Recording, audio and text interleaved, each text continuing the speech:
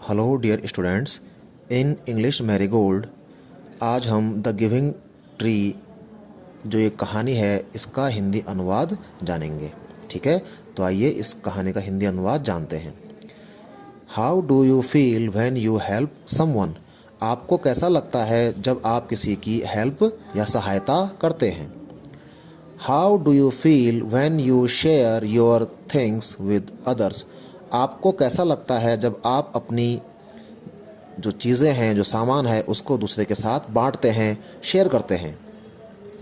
Read this play to know how a tree feels when it helps a boy. इस नाटक या इस कहानी को पढ़िए और आपको मालूम चलेगा कि एक पेड़ को कैसा लगता है, कैसा महसूस होता है जब वो एक छोटे से बच्चे की मदद करता है। ओके, अब कहानी यहाँ से शुरू हो रही है। नरेटर का मतलब होता है कहानी सुनाने वाला। ठीक है, तो नरेटर कह रहा है, once there was a tree and it loved a little boy. एक बार एक पेड़ था और वो एक छोटे बच्चे को बहुत अच्छा मानता था या उस छोटे बच्चे से प्यार करता था। Every day the boy would visit the tree and enjoy its company. हर दिन वो बच्चा उस पेड़ के पास जाता और पेड़ के साथ बहुत एंजॉय करता था। ट्री, अब पेड़ कह रहा है, कम हियर माय बॉय। लड़के या छोटे बच्चे आप इधर आइए। कम and climb up my trunk. आइए और मेरे तने पे चढ़ जाइए।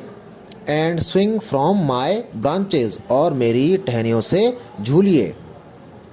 बॉय, अब यहाँ पे बॉय कह रहा है स्विंगिंग फ्रॉम ब्रांचेस। अब बॉय यहाँ पे अभी जो पेड़ की जो शाखाएं हैं, ब्रांचेस हैं, उनसे झूला झूल रहा है और कह रहा है, व्हाट फन, आहा कितना मज़ा आ रहा है। ट्री, अब ट्री कह रहा है, आर यू हंग्री, क्या आप भूखे हो। ईट माई एप्पल्स, अगर आप भूखे हो तो आप मेरे सेब को खाइए। Boy eating apples, how delicious.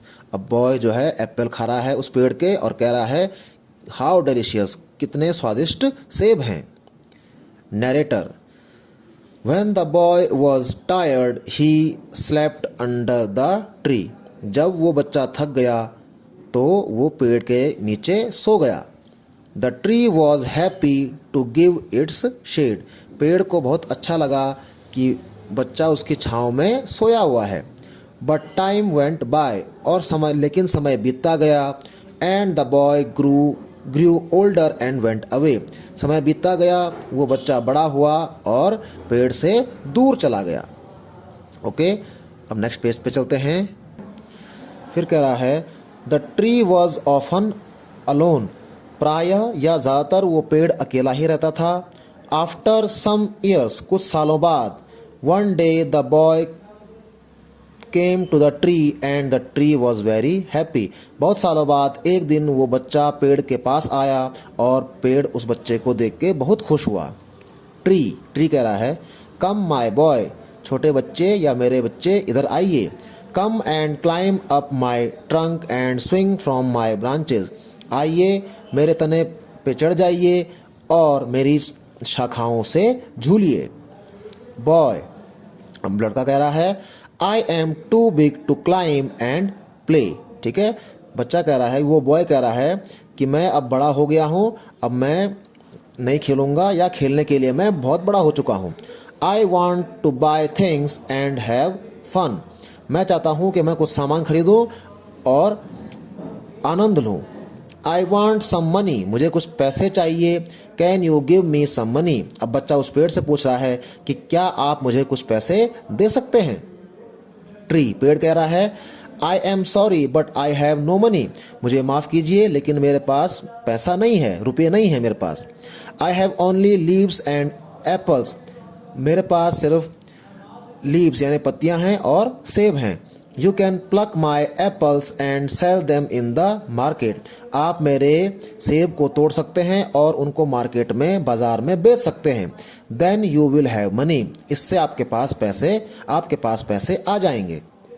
Narrator, the boy happily plucked the apples and carried them away. तो कहानी सुनाने वाला कह रहा है कि बच्चे ने खुशी खुशी एप्पल को यानी कि सेब को तोड़ा, बहुत सारे सेब तोड़े और चला गया और उनको लेकर के चला गया। The tree was also happy, और पेड़ भी खुश था। But the boy stayed away for a long time and the tree was sad, लेकिन वो बच्चा जो है बहुत लंबे टाइम तक पेड़ के पास वापस नहीं आया और इससे जो पेड़ दुखी हो गया। One day the boy came back and the tree shook with Joy, एक दिन वो लड़का वापस आया और जो पेड़ था वो खुशी के कारण वो झूम गया या हिल गया। ओके, अब नेक्स्ट पेज पे चलते हैं। ट्री, अब ट्री कह रहा है come boy come and climb up my trunk, आओ बच्चे आओ और मेरे तने पे चढ़ जाओ। Swing from my branches, eat my apples, play in my shade and be happy.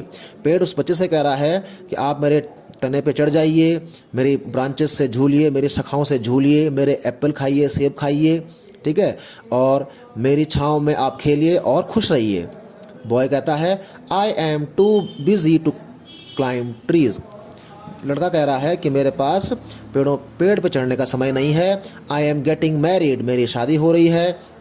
And I need a house for my wife and children, और मुझे अपने पत्नी और बच्चों के लिए एक घर चाहिए।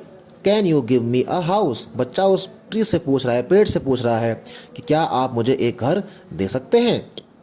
ट्री, पेड़ कहता है I have no house but you may cut off my branches and build a house, पेड़ कहता है कि मेरे पास कोई घर नहीं है लेकिन आप मेरी शाखाओं को काट सकते हैं और उससे आप घर बना सकते हैं।